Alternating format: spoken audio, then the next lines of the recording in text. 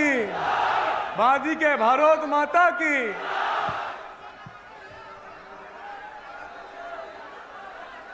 যশস্বী প্রধানমন্ত্রী নরেন্দ্র মোদীজির আদর্শে আদর্শিত হয়ে ভারতীয় জনতা পার্টির পতাকা কাঁধে করে নিয়ে আজকে আপনারা সবাই বিভিন্ন প্রান্তর থেকে এখানে এসে পৌঁছেছেন। আপনাদের সবাইকে আমি নতমস্তকে প্রণাম করি, আপনাদের সবাইকে শ্রদ্ধা জানাই। প্রণাম জানাবো, শ্রদ্ধা জানাবো আমাদের মঞ্চে উপবিষ্ট সম্মানিত মঞ্চের সবাইকে। আমার বিশেষ কিচ্ছু বলার নেই, একটাই কথা বলার। আজকে এই পিংলাতে যে সন্ত্রাস চলছে, যে পিংলাতে দাদাগিরি করছেন, এখানকার চোর নয়, এখানকার ডাকাত বিধায়ক, তার অবসান ঘটবে ৪ঠা জুন।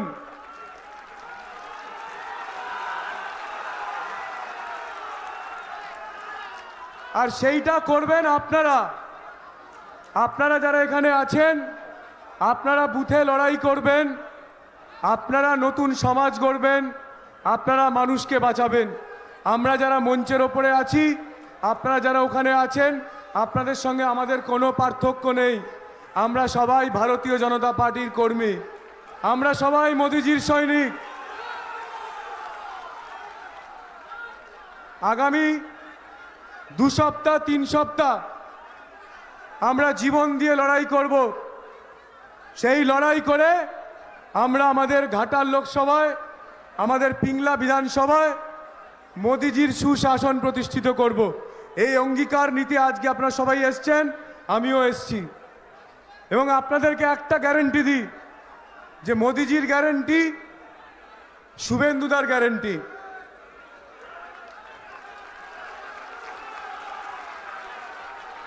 শুভেন্দুদার গ্যারেন্টি, মোদিজির গ্যারেন্টি। আপনাদের গ্যারেন্টি, আমার গ্যারেন্টি। মোদিজি হয়তো জোরে, মোদিজি হয়তো, মোদিজি হয়তো।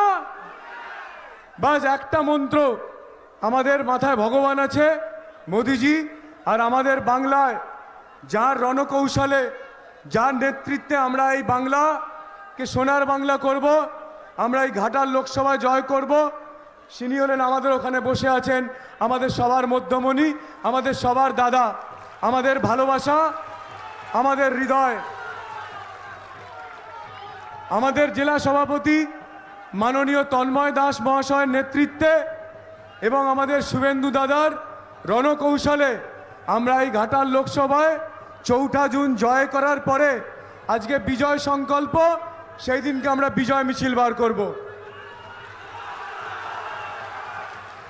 জয় জয় শ্রীরাম, জয় জয় শ্রীরাম, জয় জয় শ্রীরাম। সবাইকে নমস্কার, ধন্যবাদ, সবাই ভালো থাকবেন। হ্যালো, জেলা সভাপতি শুধু 2 মিনিট সম্বোধন করবেন। আমি কিছু বলবো না।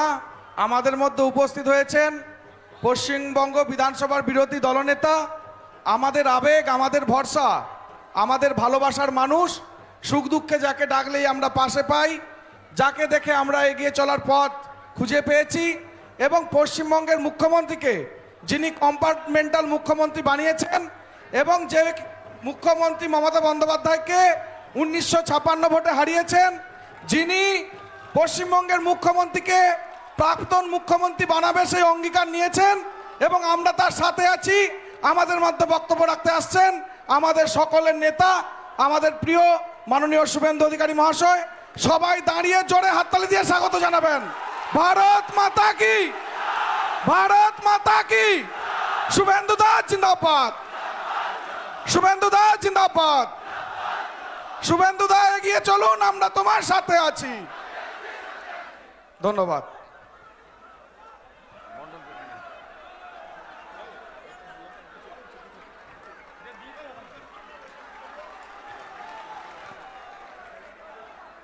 भारत माता की, भारत माता की।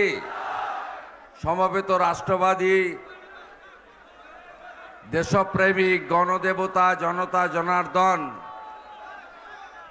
বিশ্বের সর্ববৃহৎ রাজনৈতিক দল ভারতীয় জনতা পার্টির কর্মী সমর্থক শুভানুধ্যায়ী এবং গণদেবতাগণ, আজকে মাতপুর পিংলা বিধানসভার অন্তর্গত একটি এলাকা যা খড়গপুর সদর ব্লকের অন্তর্গত, আপনারা আজকে এখানে এই মাঠকে কানায় কানায় ভরিয়ে দিয়েছেন, কোথাও ফাঁকা নেই। ডায়ে বাঁয়ে সামনে পিছনে রাস্তায় পুরো জায়গা জুড়ে শুধু কালো মাথা আর কালো মাথা। আমি আপনাদের প্রত্যেককে কৃতজ্ঞতা অভিনন্দন এবং প্রচুর আমার জনজাতিরা এসেছেন, আমি আমার মূলবাসী আদিবাসীদেরকেও জোহার জানাই।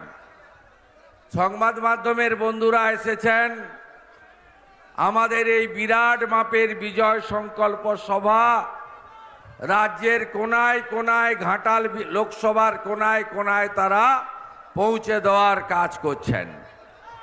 আমি মাননীয় জেলা সভাপতি ভাতৃপ্রতিম তন্ময় দাসকে অভিনন্দন জানাবো যে তিনি অল্প সময়ের মধ্যে এই সভাকে সফল করেছেন। আমাদের প্রার্থী অত্যন্ত বলিষ্ঠ এবং প্রতিবাদী মুখ। বিধানসভায় যে কজন বিধায়ক সবচেয়ে ভালো বক্তব্য রাখেন, তার মধ্যে রত্ন হিসাবে যিনি বিধানসভায় আমাকে গত 3 বছর সাথ দিয়েছেন এবং যিনি কোনোদিন কোনো ভোটে হারেননি, কাউন্সিলরেও জিতেছেন, এমএলএতেও জিতেছেন, এবারেও জিতবেন, তিনি হলেন হিরণ চট্টোপাধ্যায়। ঘাটাল লোকসভা আপনারা করবেন, কিন্তু আমি গ্যারান্টি দিচ্ছি সিটটা নরেন্দ্র মোদী পাবে। ওই ঢপবাজি আই লাভ ইউ ওসব হবে না। 10 বছর হয়ে গেছে ভাই, অনেক দিন হয়ে গেছে, অনেক দিন হয়ে গেছে, তোমার ঢপবাজি হয়ে গেছে অনেক দিন। রাস্তার পাশে কিছু লোক দাঁড়ায় সিনেমা করো বলে, ভোটে তোমাকে ফাঁকা করব। মেদিনীপুরের লোকেরা আমার সাথে থাকে, ওই ঠগি পিসির সঙ্গে থাকে না, বারে বারে প্রমাণ হয়েছে। ক্লাস্টার ইনচার্জ সম্পাদক উমেশ রায়জি, মান্যবর বিধায়ক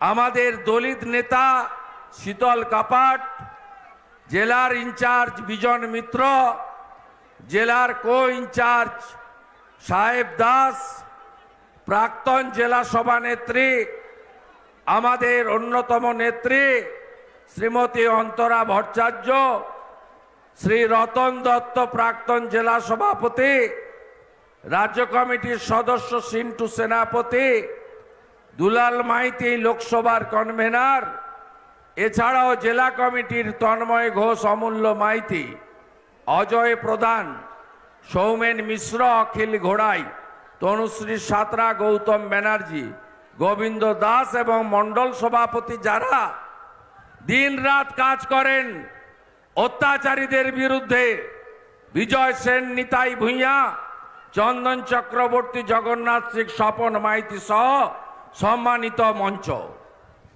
আপনারা সবাই জানেন 543টায় ভোট হবে, ইতিমধ্যে 2 দফায় ভোট শেষ হয়েছে। আপনারা কি খবর রেখেছেন বিজেপি খাতা খুলে দিয়েছে? পেয়েছেন খবর? কোথায় জিতেছে বলুন তো? গুজরাটের সুরাট থেকে বিজেপি প্রার্থী বিনা প্রতিদ্বন্দ্বিতায় জিতে গেছে। মধ্যপ্রদেশের ইন্দোর থেকে বিজেপি প্রার্থী বিনা প্রতিদ্বন্দ্বিতায় জিতে গেছে। তাই তো সবাই বলছে এইবার ফের একবার, আবার একবার মোদিজির নেতৃত্বে বিকশিত ভারতের লক্ষ্যে আমরা সবাই কাজ করছি। বিপুল জয় আমাদের হবে, কারণ দেশের নির্বাচন কোন দেশের লোক তার দেশকে অরক্ষিত থাকুক চায় না, দেশ বিপদে পড়ুক চায় না। তাই নরেন্দ্র মোদীজিকে তৃতীয়বারের জন্য প্রধানমন্ত্রী করতে ঘাটাল লোকসভা কেন্দ্রে হিরণময় চট্টোপাধ্যায় হিরণকে পদ্ম ফুলে ভোট দিতে হবে আপনাদের। আপনারা জানেন যে এই তৃণমূল তোলামূল তারা চুরি ছাড়া আর কোনো কাজ পশ্চিমবঙ্গে করতে পারেনি। একদিকে সীমাহীন চুরি, ওদিকে গুন্ডা মাফিয়া অত্যাচারীদের হাতে এই রাজ্যকে তারা ছেড়ে দিয়েছে। আপনারা জানেন লড়াইতে কোথাও তৃণমূল নেই, লড়াই হচ্ছে কার সাথে? একদিকে জনতা মানে বিজেপি ভারতীয় জনতা পার্টি, আর অন্যদিকে পুলিশ। তৃণমূল বলে কোনো বস্তু আপনি পাবেন না। আজকের দিনটা কত তারিখ? 2রা মে 2021 সালে আজকের দিনে পশ্চিম বাংলায় 57 জন ভারতীয় জনতা পার্টিকে খুন করেছিল এরা। 2001 সালে আজকের দিনে ফলাফল বেরিয়েছিল, আমরা 77টা আসন পেয়েছিলাম, ওরা জিতেছিল সংখ্যাগরিষ্ঠতা পেয়ে। আমাদের মগরাহাটের প্রার্থী মানস সাহা সহ ভোট 57 জনকে খুন করে। ঝাড়গ্রামে 2, পশ্চিম মেদিনীপুরে 3, পূর্ব মেদিনীপুরে 2, অবিভক্ত মেদিনীপুর জেলায় 7 জন আত্মবলিদান করেছিল।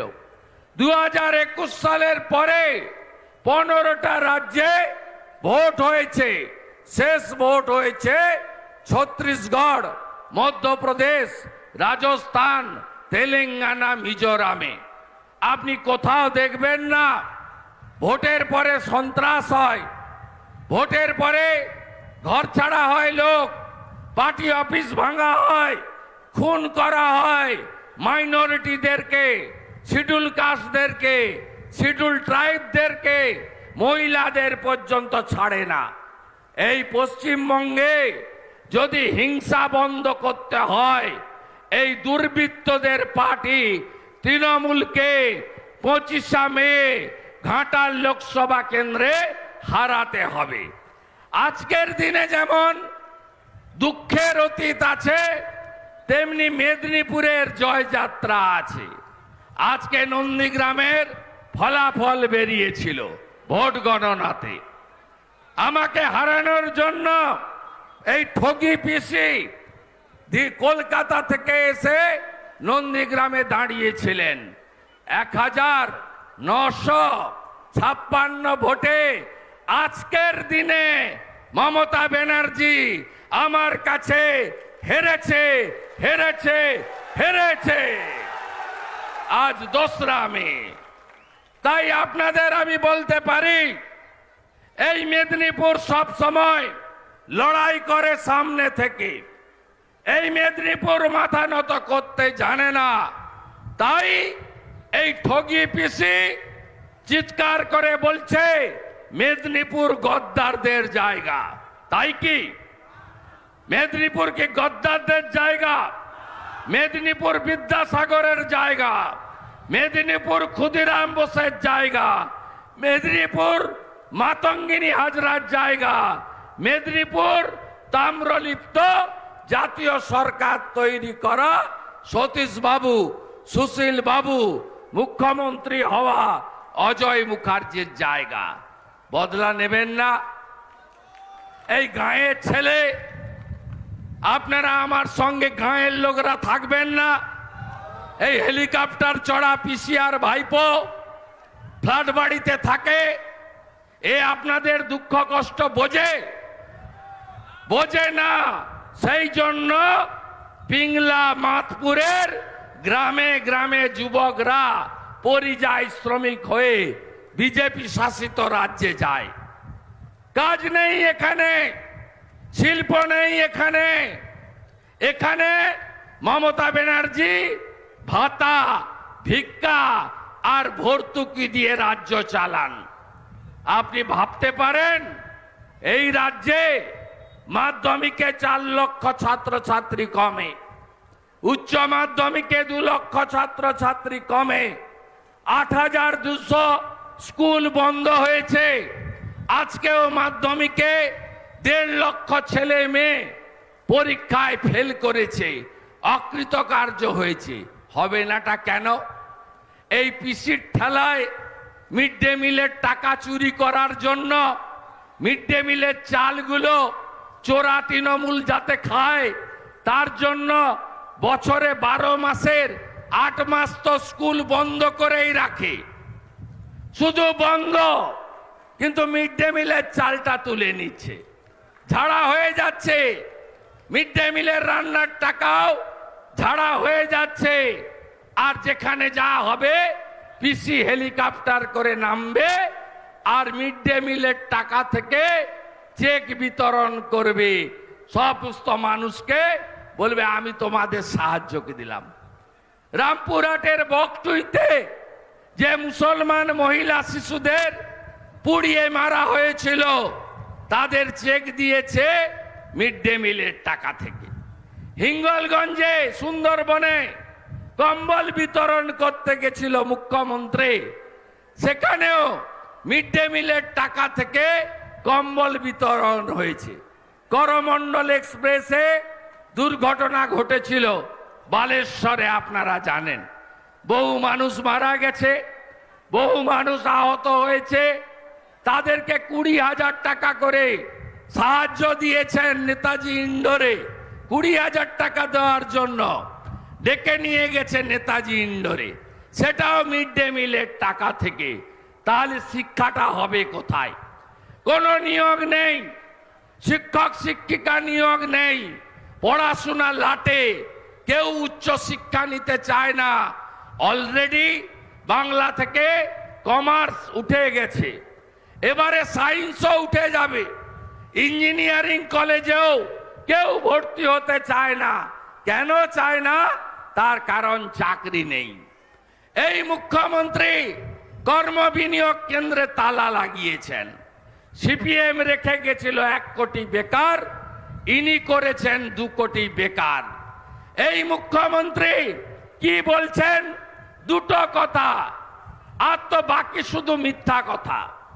প্রত্যেকটা মিটিংয়ে, কালকে উনি মুর্শিদাবাদে ছিলেন, আমিও ছিলাম, বলছে আমি বাড়ি বাড়ি জল দিয়েছি। এত মিথ্যা!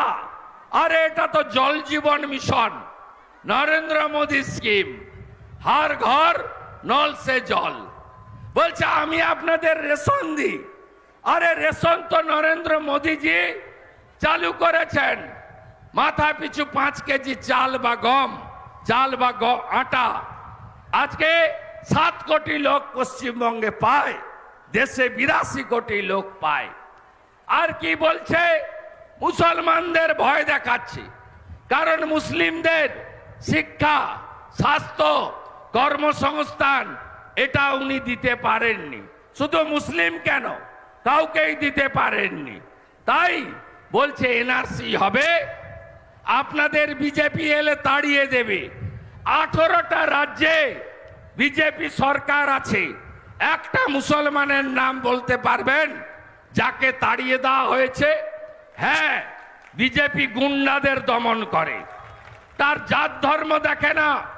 বিজেপি গুন্ডা এবং দাঙ্গাবাজদের বিরুদ্ধে ভারতীয় জনতা পার্টি লড়ে, এ লড়াই চালু থাকবে। গুন্ডা মুক্ত পশ্চিমবঙ্গ আমাদের লক্ষ্য। শাহজাহানের মতো আরো যারা আছে তাদের বিরুদ্ধে আমাদের লড়াই, মায়েদের ইজ্জত সম্ভ্রম রক্ষা করার লড়াই। আর কি বলছে? বলছে লক্ষ্মীর ভান্ডার বন্ধ হয়ে যাবে। আরে এটা তো বিজেপি স্কিম। আসামে দেয় 2,500 টাকা করে, মধ্যপ্রদেশে দেয় আগে 1,500, এখন 3,000 দেয় বিজেপি সরকার। আর ভারতীয় জনতা পার্টি আপনাদেরকে কথা দিয়েছে রাজ্যে সরকার হলে 3000 টাকা করে আমরা আপনাদেরকে দেব। আমরা কথা দিয়েছি প্রতি বছর এসএসসি হবে। এই মুখ্যমন্ত্রী পশ্চিমবঙ্গকে জলাঞ্জলি দিতে চান। অনেক অত্যাচার আপনারা সহ্য করেছেন। এই এলাকায় কোনো নদীর আর বালি নেই, সব বালি লোপাট হয়ে গেছে, সব বালি লোপাট। পুলিশ আর ভাইপো মিলে বালি তুলে নিয়েছে। আর ঝাড়খণ্ডের বর্ডার থেকে হাঁটিয়ে হাঁটিয়ে গোমাতা নিয়ে যায়, গরু, হাজার হাজার গরু, সব ডায়মন্ড হারবার নূরপুর দিয়ে বাংলাদেশে পাচার করে। প্রত্যেক গরুতে ভাইপোর জন্য 2000 টাকা থাকে আর পুলিশের জন্য 2000 টাকা থাকে। এনএইচের গায়ে যারা থাকেন, হ্যাঁ কি না বলুন? সারা রাত্রি ধরে গরু যায় না। জাতীয় সড়কে গরু যাওয়ার জন্য সড়ক বানিয়েছে ভারত সরকার। গরু পাচার করছে, বালি পাচার করছে। আপনাদের শৌচালয় দেয়নি, আবাসের বাড়ি দেয়নি। এই চোরামূলের লোকেরা বাড়ি বাড়ি গিয়ে ফর্ম সই করাচ্ছে, ফটো তোলাচ্ছে, বলছে বাড়ি দেব। কবে দেব? ভোটের পরে দেব। গেলেই দড়ি দিয়ে বাঁধুন, বেঁধে জিজ্ঞেস করুন নরেন্দ্র মোদী 40 লক্ষ বাড়ি দিয়েছে, ওই বাড়ি কে খেয়েছে তার তালিকা আগে দাও। আপনারা শুনে রাখুন, এখানে চীনা বাদাম হয়, এখানে ফুল হয়, এখানে অনেক সবজি খন্দ হয়, উর্বর জমি। আপনারা বলুন তো, আপনারা শস্য বিমার টাকা কেউ পান? আলু চাষিরা পান? বাদাম চাষিরা পান? কারণ পশ্চিমবঙ্গে প্রধানমন্ত্রী ফসল বীমা যোজনা নেই। এখানে বাংলা ফসল বীমা যোজনা করে বাজাজ কোম্পানিকে দিয়েছে। আর কৃষিমন্ত্রীর ছেলের বন্ধু 50 কোটি টাকা বছরে কমিশন পায়। আমার কৃষকরা, অন্নদাতা কৃষকরা, তারা ক্ষতিপূরণ পায় না। গত পরশুদিন নরেন্দ্র মোদীজি, তার সরকার 12 কোটি কৃষকের অ্যাকাউন্টে প্রধানমন্ত্রী কিষাণ সম্মান নিধির 6000 টাকার একটা কিস্তির টাকা ঢুকিয়েছে। এই রাজ্যে 50 লক্ষ কৃষক, তারাও পেয়েছেন। আমরা কোথাও বলেছি যে ভোট না দিলে পিএম কিষাণ বন্ধ করে দেব? আমরা কোথাও বলেছি যেটা বিজেপি স্কিম, এটা ভারত সরকারের স্কিম? তৃণমূল আপনাদেরকে এই কথাগুলো বলে, ধমকায়। গতকাল রেজিনগর মুর্শিদাবাদে হক চৌধুরী বলে জেলা পরিষদের মেম্বার কি বলছে? বলছে 30% মাত্র এখানে হিন্দু থাকে, আমরা 70% চামড়া তুলে নেব, তোমাদের তাড়িয়ে দেব। হক চৌধুরী বলে, এটা কোনো ভাষা? মুসলিমরা এটাকে সমর্থন করেন? আমরা 70-30-এর কথা বলি কখনো যে আমরা 70% আছি, তোমাদের দেখে নেব? মোদিজি এগুলো বলে না। তৃণমূল বিভাজনের রাজনীতি করে।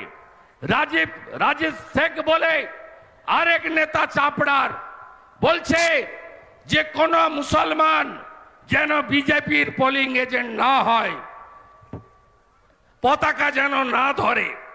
কি সাহস এদের! কোথায় গেছে এদের সাহস?